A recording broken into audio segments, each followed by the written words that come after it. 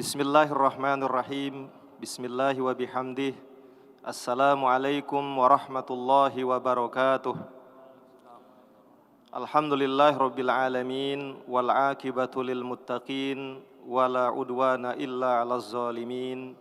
Wassalatu wassalamu ala ashrafil anbiya'i wal mursalin.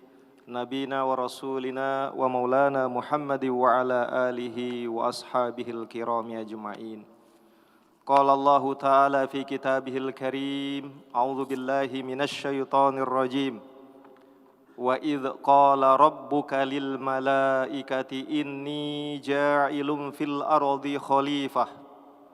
Qalu ataj'alu fiha may yufsidu fiha wa yasfikud dima' wa nahnu nusabbihu bihamdika wa nuqaddisu lak. Qala inni a'lamu ma la ta'lamun. Wa qala ta'ala aidan fi kitabihil aziz. A'udzu billahi minasy syaithanir rajim. Wa ma khalaqtul jinna wal insa illa liya'budun. Wa qala Rasulullah sallallahu alaihi wasallam fi haditsih, khairukum man ta'allamal Qur'an wa 'allamah.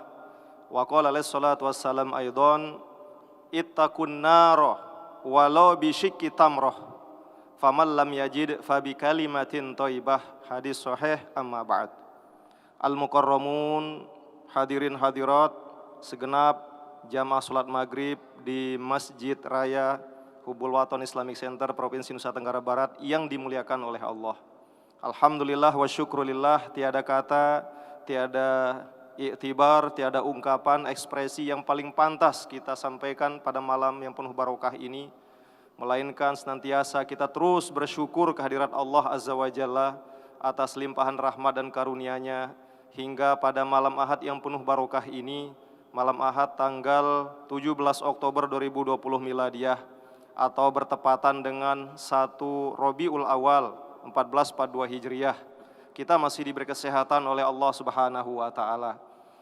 Apalagi Rabiul Awal ini termasuk bulan yang memiliki arti yang sangat penting di dalam hazanah masyarakat atau umat Islam, tidak hanya di Pulau Lombok, di Sumbawa, di NTB Indonesia, tapi juga di Timur Tengah sana, di Mesir, di Arab Saudi dan negara-negara Islam lainnya.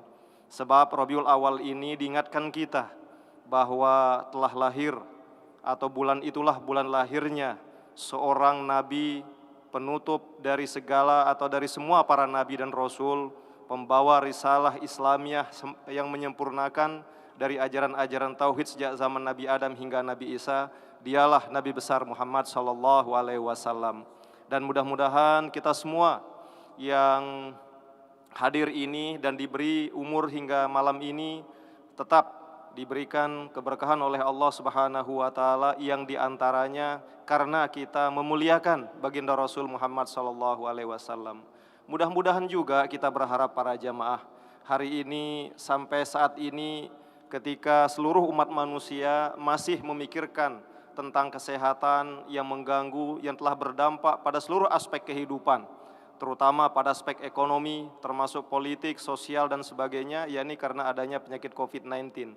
Tapi kalau kita yakin bahwa Allah akan mengabulkan doa kita, mudah-mudahan di Rabiul Awal ini Allah akan bubuhkan rahmatnya kepada seluruh umat manusia ini, diberikannya kepada kita satu atau berbagai macam pintu ilmu pengetahuan, terutama untuk menemukan antibiotik terhadap virus COVID-19 ini, sehingga dalam waktu dekat dia akan selesai berakhir dan umat manusia akan terus melaksanakan aktivitasnya, terutama yang paling mengkhawatirkan termasuk ekonomi dan pembelajaran ini secara tatap muka langsung seperti ini atau dengan cara at-talaqi, karena ini termasuk yang paling barokah. Kalau online ini banyak gangguan, banyak kekurangan, banyak kendala-kendala, Jadi guru, dosen mengajar yang kelihatan mahasiswa kadang gambar macan, gambar ular, ada gambar kadang macam-macam aneh.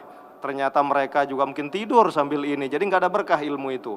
Nah, mudah-mudahan ini akan segera berakhir. Terasa sekali memang bahwa COVID ini telah mengganggu hampir seluruh proses, termasuk dalam praktik keberagaman kita, dalam pendidikan, dan termasuk juga dalam ekonomi, politik, dan sebagainya. Sekali lagi mudah-mudahan bibarokati Rabiul Awal ini Allah akan memberikan rahmat sebagaimana telah ditegaskan wa ma arsalnaka illa rahmatan lil alamin. Tidaklah kami utus engkau Muhammad melainkan sebagai rahmat ya untuk seluruh alam semesta ini. Mudah-mudahan Rabiul Awal ini menjadi penanda baru bahwa era Covid-19 akan segera berakhir. Amin ya rabbal alamin. Hadirin kaum muslimin muslimat yang dirahmati Allah, pada malam ini dalam waktu yang seperti biasa mungkin kurang lebih 20-25 menit, izinkan kami menyampaikan kembali materi atau kajian filsafat Islam dengan tema 4 pendekatan dalam peningkatan potensi sejati yang dimiliki oleh manusia. Jadi 4 pendekatan ini akan melengkapi materi-materi kita sebelumnya. Intinya bahwa kita semua ya telah mendengar, menyimak dari sebelum-sebelumnya bahwa manusia ini termasuk makhluk Allah yang paling mulia di alam semesta ini. Manusia ini termasuk ciptaan Allah, kreasi Allah yang paling hebat, yang paling super dibanding makhluk yang lain. Sehingga manusia ini satu-satunya makhluk yang ditegaskan oleh Al-Quran yang dipercaya menjadi pengganti dalam tanda kutip, sebagai mewakili, sebagai wakil dari Allah, sebagai khalifah fil ardh. Tadi dalam muqaddimah ya kami sampaikan, kami bacakan firman Allah dalam surah Al-Baqarah 30. Singkatnya bahwa ingatlah wahai Muhammad ketika Tuhanmu telah berfirman kepada para malaikat bahwa sesungguhnya saya akan menciptakan khalifah di muka bumi ini dari jenis manusia, bukan dari jenis jin dan bukan dari jenis malaikat. Lantas di situ terjadi dialog dan protes. Qalu ataj'alu fiha may yufsidu fiha. Ya Allah, apakah engkau akan menciptakan? Khawatirnya nanti khalifah dari manusia ini, karena mereka tidak hanya diberikan nur ilahi, tetapi juga ada potensi rendah, potensi tanah. Falhamha fujuroha wa taqwaha. Takwanya belakangan, yang awalnya fujur. Ada potensi menyimpang, potensi bermaksiat, potensi melawan. Makanya malaikat khawatir, apa tidak salah nih Allah nih? Apa tidak kami saja malaikat yang dari cahaya yang lebih halus, yang lebih bersih, tidak punya kepentingan, tidak ingin jadi presiden, tidak ingin jadi bupati, tidak ingin jadi apa saja. Yang penting kami setia mengabdi kepadamu. Nah, ini protesnya malaikat. Ya. Tapi apa kata Allah? Ya, qala inni a'lamu ma la ta'lamun. Wahai malaikat, hamba-hambaku ingatlah, saya lebih tahu dari kalian apa yang kalian tidak ketahui. Jadi banyak hikmah besar dari dijadikannya manusia ini sebagai khalifah di muka bumi ini. Jadi inilah yang patut kita berbangga para jamaah. Karena itu ya, sekali lagi para malaikat pun iri dalam tanda kutip dengan kita. Kenapa kok mereka tidak dipilih menjadi khalifah atau wakil Allah di muka bumi ini, tapi kita dari kalangan manusia ini. Nah, kemudian para jamaah dirahmati Allah, sisi kelebihan yang lain yang harus juga kita syukuri ya, bahwa kekhawatiran malaikat ini sesungguhnya tidak akan terjadi. Tidak perlu akan dikhawatirkan oleh malaikat bahwa manusia ini kerjaannya ya, lagi-lagi sebulan yang lalu mohon maaf ini kasus Syekh Ali Jabir kan ditusuk oleh pemuda ketika memberikan pengajian. Mestinya satu sisi betul malaikat sudah terbukti kekhawatirannya. Syekh Ali Jabir tahun 2020 ditusuk oleh anak bajang yang katanya lagi gila. Ya. Terbukti jadi kekhawatiran malaikat. Namun sesungguhnya itu tidak terjadi manakala manusia memahami fungsi hakikinya. Ya, kalau pada pertemuan sebelumnya kita katakan menggunakan teori 4 kausa dari tokoh filosof Yunani awal para jamaah yang bernama Aristoteles. Jadi ada istilahnya kausa materia, kausa forma, kausa efisien, dan terakhir kausa final. Kalau kausa materia ini adalah segala sesuatu itu ada bahannya, hand sanitizer ini pasti ada bahannya. Manusia ada bahan dasarnya, malaikat ada bahan dasarnya, jin ada bahan dasarnya. Yang kedua adalah kausa forma.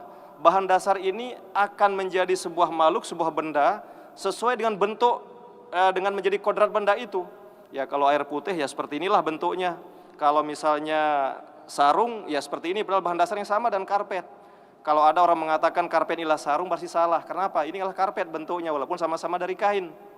Ya, ini sekedar contoh saja. Yang ketiga ada namanya kausa efisien, bahwa semua barang ini, apalagi yang alam semesta yang besar termasuk manusia, tidak terjadi bim salabim, tidak terjadi kalau dalam dulu film silat kita nonton bim salabim abrakadabra cuing langsung muncul, tidak begitu. Itu adalah dalam tanda kutip pembodohan, itu membuat akal kita tumpul. Tidak bisa. Semua itu terjadi ada proses, ada efisien, ada causa efisien, ada perbuatan yang dilakukan. Dan terakhirlah causa final. Causa final ini adalah tujuannya. Nah, manusia di samping sebagai khalifah, dia juga harus sadar dirinya. Untuk apa dia menjadi khalifah? Hakikat kuncinya adalah ya wa ma khalaqtul jinna wal insa illa liya'budun. Tidaklah saya ciptakan jin dan manusia melainkan untuk beribadah, kata Allah di dalam surah Az-Zariyat, surah ke-51 pada ayat 56 itu. Jadi ketika kita menjadi khalifah, misalnya di rumah ya laki-laki, bapak-bapak ini menjadi kepala rumah tangga. Kok kita menjadi kepala rumah tangga ini dalam konteks apa? Ya. Wa ma khalaqtul jinna wal insa illa liya'budun, untuk menyembah Allah. Itu bagian daripada perwujudan perintah Allah, ibadah kepada Allah. Kita menjadi guru di kampus, di sekolah, dari dosen misalnya, atau di kantor jadi kepala bagian, itu juga bagian dari khalifah fil ardh. Kita lakukan dengan ikhlas, mencari ridha Allah, itu dalam rangka apa? Ibadah kepada Allah. Itu wujud ibadah kita, wujud kita taat, bahwa kita ini telah didesain oleh Allah menjadi khalifah. Begitu juga apalagi menjadi bupati, wali kota. Karena itu mohon maaf, dalam waktu 2 bulan kurang lebih ya, di beberapa daerah di Indonesia, termasuk di kota Mataram, akan terjadi apa kita katakan ya, pesta demokrasi, nggih, pemilihan kepala daerah. Siapapun yang terpilih, sekali lagi itulah pilihan Allah. Ya, karena kalau teori khalifah terutama konteks publik ini itu sudah ada di Lauhul Mahfuz. Kita yakin itu. Kalau siapapun yang dipilih oleh Allah, suka tidak suka, itulah yang terbaik. Yang terpenting bagi kita adalah mari kita jaga ukhuwah Islamiyah. Kita jaga kebersamaan kita sebagai umat Islam, sebagai warga negara, warga bangsa, jadi tidak perlu terjadi pertengkaran. Karena lagi-lagi kalau kita dalam tanda kutip apa istilahnya keras kepala, bahasa Lombok niki, mohon maaf, pagah, bekeh, tidak menerima, berarti apalagi kita gunakan kemudian kekerasan, kita lempar itu anggota kantor KPU, kantor DPR, kita bom itu misalnya, mohon maaf, berarti kita mencederai diri kita sebagai khalifatullah fil ardh, makhluk Allah yang paling mulia ini. Kenapa kita gunakan kekerasan semacam itu? Nah, hadirin al-mukarramun, kaum muslim dirahmati Allah. Kembali ke intinya bahwa manusia ini sekali lagi makhluk pilihan Allah yang sangat sempurna. Karena itu juga dalam pertemuan-pertemuan sebelumnya kami telah sampaikan banyak hal yang telah dianugerahkan oleh Allah kepada kita. Dan malam inilah poinnya, bagaimana mengaktifkan, bagaimana melakukan aktivasi, bagaimana menyempurnakan, memaksimalkan potensi-potensi itu. Ya, jadi pernah kita katakan bahwa kita ini telah diberikan oleh Allah misalnya hidayah algoriziyah, insting yang sangat tajam. Insting manusia ini hebat sekali. Ya, kita satu sisi mewakili insting-insting hewan tertentu dalam konteks tertentu, bahkan kita melebihi mereka. Ya, kita memiliki, ya ketika jadi militer kita memiliki insting yang sangat peka. Oh, di depan saya ini pura-pura saja ikut pengajian, ini musuh saya ini, waspada ini, tangannya macam-macam, kok ke belakang pegang apa itu. Jadi insting manusia luar biasa kalau udah dilatih. Begitu juga guru atau tuan guru ketika baca kitab menemukan muridnya, beliau punya insting yang luar biasa. Itulah yang kelebihan-kelebihan diberikan oleh Allah kepada manusia. Ada juga misalnya yang tidak kalah penting ada ya hidayah al-aqliyah. Ini yang malam ini kata kuncinya di samping hidayatuddin, ya, potensi keagamaan dan potensi akal. Kita semua ini adalah raksasa di alam ini, walaupun jasad kita kecil. Kenapa kita menjadi raksasa, menjadi penguasa atau khalifah tadi? Karena tidak lain adalah akal kita, itu kuncinya. Akal kita yang telah diberikan oleh Allah. Satu contoh para jamaah, mungkin ketika Rasulullah SAW ya bersama para sahabat radhiyallahu an hidup ya pada tahun atau 1440 tahun yang lalu. Mungkin bagi beliau-beliau itu naik di atas udara, apalagi sampai ke bulan itu sebuah hal yang tidak mungkin saat itu sesuai dengan teknologi. Dan belum ada makhluk zohir ya selain manusia, apakah dari hewan manapun yang bisa terbang ke bulan atau mengitari alam angkasa bumi ini, paling tidak begitu. Yang ada hanya manusia, kita zaman sekarang ini. Mungkin juga zaman itu merupakan sebuah kemustahilan. Di menit yang sama kita bisa berkomunikasi dengan orang yang di belakang bumi kita ini. Misalnya di daerah New York, kita sekarang ini jam 7 lebih 5 menit maghrib. Mereka sekarang ini jam 7 lebih 5 menit waktu pagi. Jadi beda 12 jam kita. Tapi menit yang sama kita bisa komunikasi, saling lihat. Zaman Rasul itu hal mustahil, kecuali peristiwa Isra dan Mi'raj. Cuma hari ini itu menjadi sesuatu yang biasa. Kenapa? Itu hasil kreasi dari hidayah akliyah, efek dari akal yang diberikan oleh Allah kepada umat manusia kita ini. Nah, para jamaah yang dirahmati Allah, sekian ribu potensi yang dimiliki oleh manusia ini, terutama yang paling tinggi adalah potensi akal dan agama, maka bagaimana kita memfungsikan agar bisa maksimal? Pelunggu, panjenengan, antum semuanya, kalau melaksanakan ini insya Allah kita bisa juga memiliki ilmu seperti orang-orang hebat 1000 tahun yang lalu. Apakah Imam Ghazali, apakah Ibnu Sina, apakah Al-Kindi, Al-Farabi, Imam Syafi'i, atau Imam Malik, Imam Hambali, Imam Ahmad bin Hambal, ya, dan sebagainya. Bisa. Dengan catatan apa? Kita juga harus memaksimalkan fungsi kita, fungsi yang dimiliki oleh, yang diberikan oleh kepada kita seperti mereka-mereka itu. Mereka juga luar biasa. Waktu digunakan sangat maksimal sehingga potensi mereka menjadi bereksistensi secara maksimal saat itu. Mana 4 langkah itu, 4 yang bisa atau pendekatan bisa kita lakukan? Yang pertama adalah pendekatan religius filosofis namanya. Kenapa ini penting para jamaah dan pendekatan ini? Dengan pendekatan religius filosofis ini, maka sekali lagi seperti yang kami sampaikan beberapa pertemuan yang lalu, kita ini akan memiliki indera ke-6. Kalau orang lain katanya indera ke-5, 5 inderanya. Ya, penglihatan, penciuman, kemudian juga meraba, kemudian mencecap, ya, dan sebagainya. 5 yang jelas kalau mendengar. Sedangkan kita bisa 6 sampai 10. Mana yang membuat kita umat Islam ini bisa ya memiliki indera ke-6, ke-7 dan sebagainya? Bi barakatil Qur'anil Karim. Maka kita harus terus berdialog dengan Quran, terus kita gali isinya. Inilah pendekatan religius filosofis. Nah, tetapi begini, mohon maaf, selama ini, oh Pak, saya sering ngaji, saya juga ngajar TPA, tapi kenapa kok saya ditakdirkan di kampung-kampung terus dan nasib seperti ini? Mohon maaf, mungkin ya pendekatan kita menghampiri Al-Quran, menyentuh Al-Quran, tilawatil Quran hanya sebatas zohir, hanya itu saja. Karena itulah dianjurkan, ya mohon maaf saja, kita juga menghampiri Al-Quran atau studi keagamaan ini dengan pendekatan filsafat. Ya wajar saja antum ngomong filsafat, karena ngajar filsafat, mampu memberikan materi filsafat malam ini. Ya terserah saja para jamaah ya, terserah, sekali lagi kita tidak memaksa. Tetapi fakta menunjukkan hari ini di tahun 2020, kita mohon maaf kalau kita coba keluar dari Indonesia ini, ziarah ke tetangga kita atau bahkan ke negara-negara jauh yang kami sebut tadi, Eropa, Amerika, atau Australia. Maka di sana kita akan tahu umat Islam ini jauh di bawah mereka dari segi tolok ukur kemakmuran bumi ini. Satu contoh misalnya, mohon maaf, ya, Arab Saudi dari sekian ratus negara di dunia ini berada pada posisi keberapa?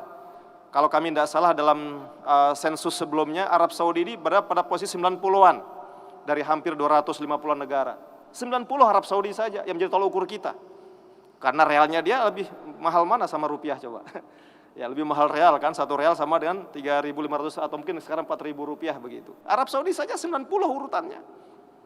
Lebih tinggi Malaysia. Malaysia itu urutan 60 dia. Malaysia ini ukuran negara maju maksudnya di bumi ini gitu. Ada indikator-indikatornya, berapa yang miskin, berapa yang kaya, pendidikannya berapa profesor di sana dari sekian penduduk, kebersihannya ya dan sebagainya. Malaysia itu urutan 60, 30 tingkat di atasnya Arab Saudi. Indonesia berapa? 114-an sampai 120 hari ini. Ya, Indonesia ini alhamdulillah ya. Tapi maksud kami bahwa inilah fakta. Kenapa negara-negara itu maju? Di antaranya mereka ketika belajar, mengkaji kitab suci, mengkaji ilmu pengetahuan dengan pendekatan filsafat. Artinya kalau ilmu mengatakan seperti ini, mereka lakukan. Tidak banyak diskusi di belakang, tidak banyak politisnya. Karena udah masuk politis kadang-kadang yang A menjadi C, yang C menjadi Z. Ya kalau di sana dalam konteks ilmu ya C ya C, Z ya Z. Itu sebabnya mohon maaf, ya Al-Quran juga dari beberapa pendekatan maka filsafat Islam bisa kita gunakan. Sehingga lebih mendalam maksud kami, kajiannya tidak hanya sekedar, oh ini barisnya kenapa fathah, kenapa dhammah, kenapa kasroh, apa sebabun nuzul, tidak hanya berhenti di situ.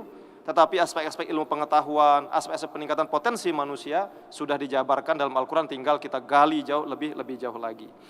Nah, al-mukarramun, para hadirin hadirat yang dirahmati Allah, dalam konteks filsafat juga, kenapa lebihnya kita belajar filsafat? Satu dulu ini kami garis bawahi, walaupun banyak aspek yang lain, baru kita kemudian ke pendekatan kedua. Ini masih dengan pertama ya, religius filosofis.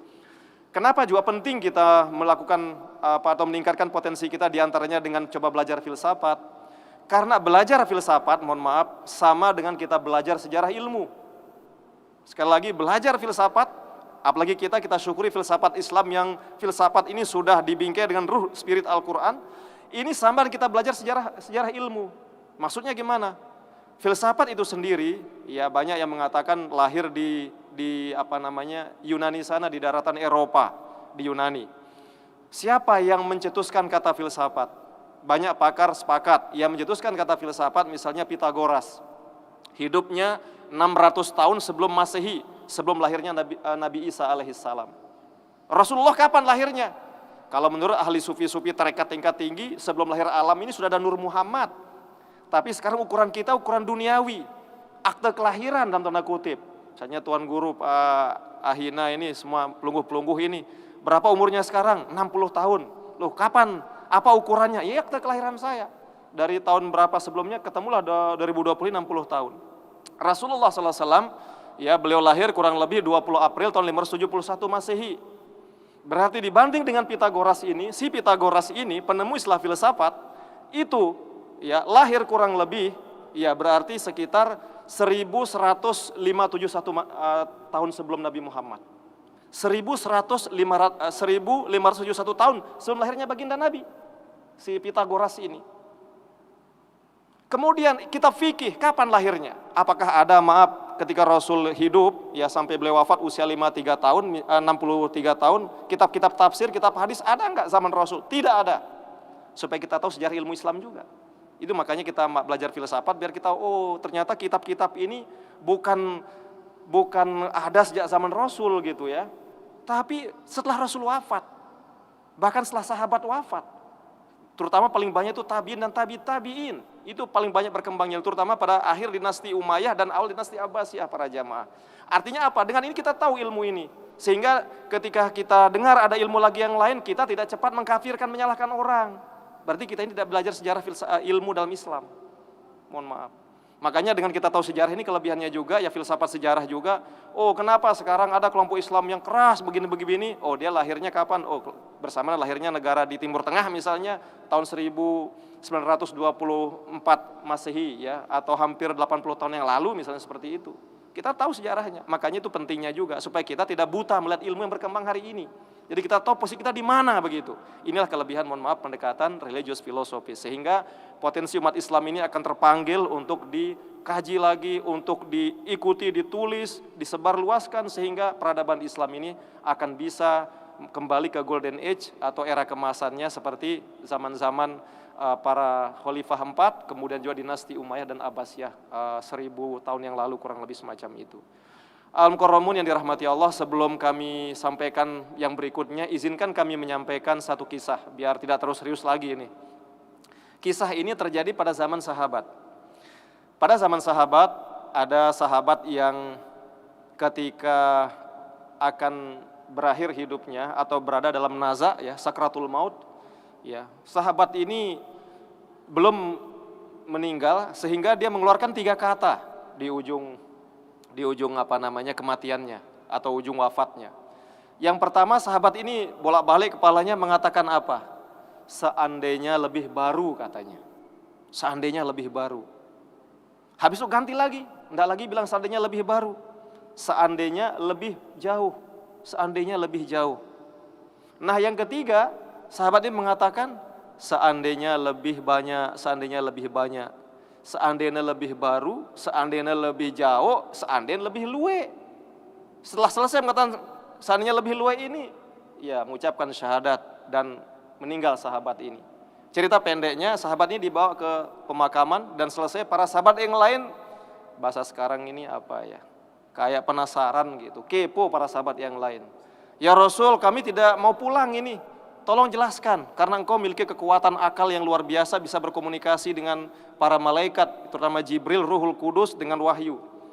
Apa maksud sahabat kita tadi? Dia kan soleh, rajin sholat, rajin membantu masyarakat, atau para sahabat yang kekurangan yang lain. Tetapi ada kalimat yang aneh, yang tidak sempurna tadi. Seandainya lebih baru, seandainya lebih jauh, dan seandainya lebih banyak. Akhirnya apa kata ya Rasul? Begini, Jibril mewahyukan kepada saya bahwa sahabat kita tadi sebelum meninggalkan bumi ini atau alam dunia ini menuju alam barzah, malaikat rahmat memperlihatkan tempatnya di surga yang begitu indah. Terus itulah orang baik para jamaah, mohon maaf. Orang baik itu sederhana saja berdasarkan kisah ini. Yang namanya orang baik kalau memberikan sesuatu tidak menyebut-nyebutnya. Makanya dalam Al-Quran juga ada kan, ya qaulun ma'ruf wa maghfiratun khairum min shadaqati yatba'uha adza. Jadi ketimbang kita ngasih sesuatu tapi kita sebut-sebut, apalagi kita ambil pemberian kita, mendingan dosa beri orang. Tapi cukup dengan senyuman dan kalimat-kalimat yang baik. Ketimbang kita ngasih tapi cara menyakiti, ini Al-Quran juga. Nah, berdasarkan hadis tadi juga. Jadi dia ini lupa dengan kebaikannya. Makanya nanya ke malaikat, wahai malaikat, saya malu masuk surga ini kok indah sekali. Apa sih amalan saya sehingga kok ini istana kau berikan nanti atau diberikan oleh Allah kepada saya ketika saya meninggalkan dunia ini? Apa kata malaikat rahmat? Oh begini, dulu Anda pernah ya ketika berjalan pada suatu hari Anda bertemu dengan orang miskin yang kebetulan sedang kedinginan. Orang miskin ini atau orang fakir ini tidak punya pakaian para jamaah, maksudnya kedinginan di tengah jalan. Dengan insting kemanusiaannya, insting religiusnya yang sangat tinggi, yang tulus, dibuka bajunya. Padahal mohon maaf bajunya baju second nih, baju bekas. Dikasih ke orang miskin ini, sehingga seperti sekarang kita ini musim hujan nih, dia berhenti kedinginan. Tadi tiang dari tadi ngecek kendaraan tadi, terus naik Gojek dan tiba hujan di Cakra tadi. Terus Gojek ini tidak helmnya basah kata mengantar, akhirnya tiang pakai buku dan tutup kepala. Makanya bayangkan kisah ini Masya Allah mungkin bermakna betul saat kita butuhkan sesuatu. Saat kehujanan sebuah helm bekas itu penting sekali gitu ya. Tadi tiang mengalami langsung tanpa rekayasa itu. Nah kembali ke kisah tadi, akhirnya itu sebabnya dia katakan, yang second saja istananya bagus diberikan oleh Allah, apalagi yang saya berikan yang baru kira-kira. Itulah katanya tadi. Itu yang pertama. Yang kedua juga, dia mengatakan seandainya lebih jauh. Ternyata Jibril memberikan atau malaikat rahmat memberikan pandangan kepada sahabat ini akan istana berikutnya lebih bagus lagi. Ya, dia nanya lagi, loh ini apa amalan saya kok ini yang diperlihatkan? Ternyata dia suatu hari pernah datang ke masjid. Di tengah jalan ketemu orang yang timpang itu apa namanya ya? Yang timpang, yang pincang, yang pekor apa istilahnya ya? Ya pokoknya yang tidak bisa jalan gitu kan, ingin sekali orang itu sholat ke masjid. Digendong sama dia, diponggo, disengge sama orang ini, sama sahabat ini sampai ke masjid. Jadi itulah upah Anda karena Anda telah menyengge tadi orang ke masjid yang sakit tadi. Langsung makanya komentar otomatis para jamaah, para hadirin. Ini saya gendong pendek, ya kalau kita kurang lebih sekarang lah mungkin 1 kilo. Bagaimana kalau 10 kilo? Bagaimana 100 kilo kita senggek batur? Mungkin lebih besar lagi istananya. Begitulah ekspresi sahabat tadi. Dan yang ketiga kata Rasulullah SAW, mengapa juga orang ini mengatakan seandainya lebih banyak? Dia suatu hari berjalan. Ya, kalau tadi menolong orang yang kedinginan, sekarang ini sahabat ini berjalan sambil wirid, kemudian membawa 1 biji kurma. Di tengah jalan ada orang yang kelaparan, belum makan. Sedekah, apalagi ekspresinya gitu. Akhirnya kurma 1 biji yang mau dimakan itu diberikan dan ikhlas kepada orang ini, biar dia yang makan. Ya kurma ajwa yang bagus, biar dia becat, sehat, jauh dari corona dan sebagainya. Makanya mohon maaf para jamaah ini agak melenceng sedikit. Banyak kelompok Islam yang modernis ya yang mengkritik kemarin bahwa kenapa kita kok harus ke Arab sentris? Kok kurma ini lebih mulia daripada kelepon katanya. Kelepon ada nggak di Arab tabe dulu? Produk mana kelepon niki yang isinya gula merah kalau kita makan keluar anunya apa namanya? Iya, kelepon Lombok ya, ada nyuh di belakangnya. Jadi ya Allah kebayang di depan ini Masya Allah kayak mau keluar anu kita ini. Jadi kelepon itu ya produk lokal NTB atau Lombok mungkin ya 5.000 dapat agak banyak. Kadang-kadang di sini kayaknya jual gitu juga. Ada yang mengatakan kenapa kita tidak percaya dengan produk kita? Kenapa aku harus kurma, kemudian onta di atas ya kelepon dan lain-lain? Seperti kisah tadi ini. Ternyata para jamaah sila pelungguh cari manfaat kurma dibanding kelepon. Lebih banyak mana secara medis. Subhanallah, kurma ini luar biasa. Dan tiang membuktikan langsung ketika tiang sakit 5 tahun yang lalu hampir tiang merasakan masuk kubur. Karena semua makan itu udah tidak bisa. Tiang pikir ini kena kanker usus, itulah penyakit dari Allah. Ternyata setelah tiang baca sebuah buku tentang manfaat kurma tiang lakukan, subhanallah kurma ini memang dia yang paling hebat. Silahkan pelunggu hari ini sakit apa saja umpama, asal jangan sakit hati mungkin ya. Ya sakit hati pun tidak apa-apa, karena kurma ini menenangkan saraf. Ya kalaupun sakit hati itu tenangkan diri dulu Pak Haji, ya Tuan Guru. Konsumsi kurma ini, maka dia akan menenangkan saraf. Coba baca manfaatnya luar biasa. Tapi kembali ke sahabat tadi, dia memberikan 1 kurma dan ikhlas, makanya diberikan surga yang begitu indah. Itu 1 biji. Bagaimana kalau 1 kilo Pak Haji? Bagaimana kalau 10 kilo? Sekian ratus biji di dalamnya. Makanya dalam sebuah hadis sahih dikatakan ittaqun naro walau bisyikki tamroh. lindungi, pelihara diri kalian dari api neraka, walaupun hanya dengan 1 biji kurma. Faman lam yajid fabi kalimatin thayyibah.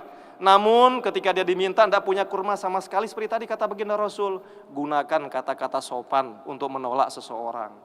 Ndak sudah ngebeng, ndak ngasih, tiba-tiba memarah-marahi orang.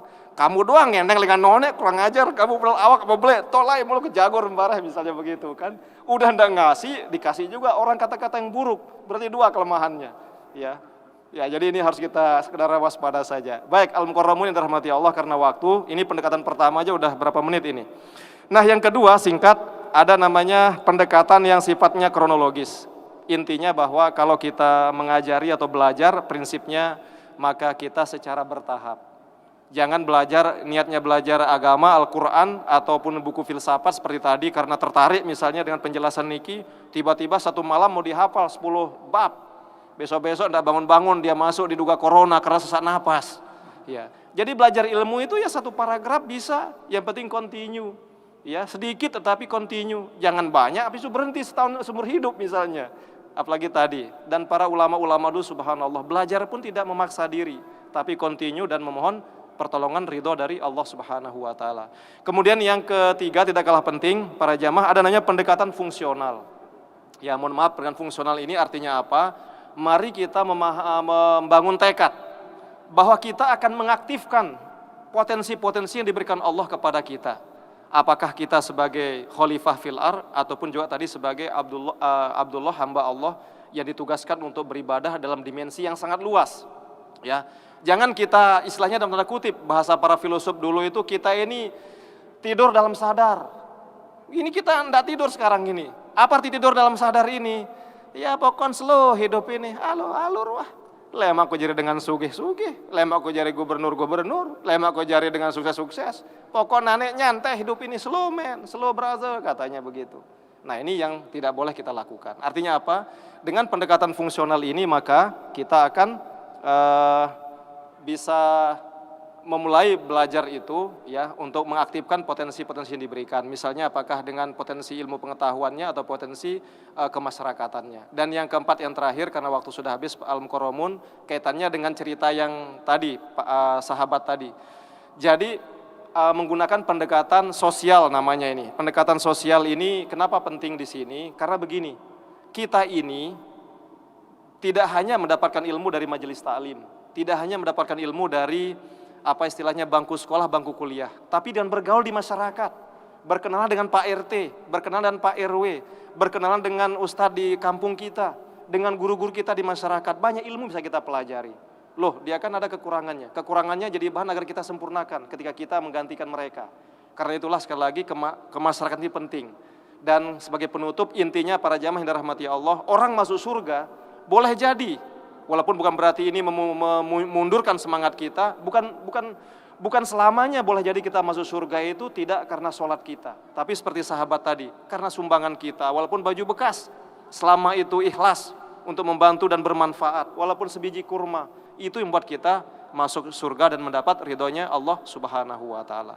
Mungkin ini dapat kami sampaikan pada kesempatan ini, mudah-mudahan ada berkah dan barokahnya. Intinya mari kita terus menggali potensi Allah yang ada dalam diri kita, ya tentunya sumber utama dari Al-Quran, kemudian membaca para salafus soleh dan orang-orang hebat termasuk dalam bidang filsafat, dan kita fungsikan tadi meskipun sedikit tetapi benar-benar berguna setiap waktunya, terutama untuk diri kita, keluarga kita, dan umat Islam pada umumnya. Semoga Allah memberikan kekuatan kepada kita dan keberkahannya, amin ya rabbal alamin. Demikian dapat kami sampaikan dan mohon maaf atas segala kurangan. Wallahul muwaffiq wal hadi ila sabilir rasyad. Assalamualaikum warahmatullahi wabarakatuh. Baik, mari kita berdoa kepada Allah al-mukarramun para jamaah, mudah-mudahan sekali lagi kita terus diberikan kesehatan oleh Allah, diberikan keafiatan, ya walaupun seandainya orang ya untuk bisa sehat ini harus mengorbankan banyak dana, banyak uang, maka kita dengan doa, termasuk tadi ya dengan produk-produk dari Timur Tengah, walaupun sebiji kurma, kalau itu diberkahi Allah maka itu menjadi obat sehingga kita memiliki kekebalan jasmani dan itu mempengaruhi rohani kita agar semakin tetap beribadah kepada Allah Subhanahu wa taala. Ala hadziniyah wa la kulli niyatin sholihah lana wa lahumul Fatihah.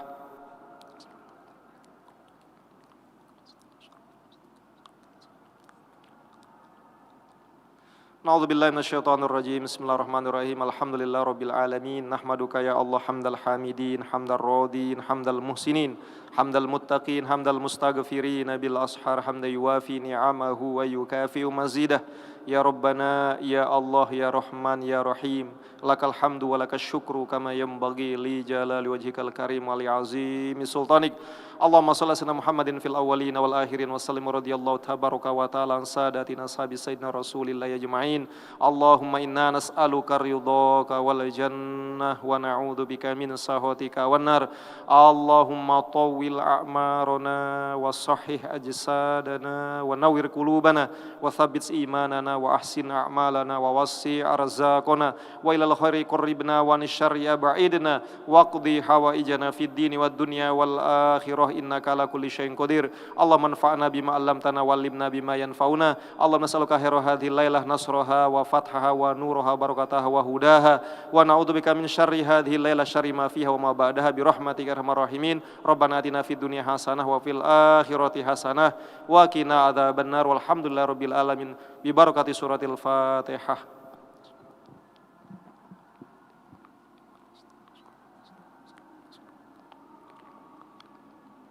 Amin ya rabbal alamin. Wassalamualaikum warahmatullahi wabarakatuh. Jamaah rahimakumullah, demikian kajian kita pada malam hari ini. Marilah kita tutup dengan sama-sama membaca alhamdulillahirabbil alamin. Assalamualaikum warahmatullahi wabarakatuh.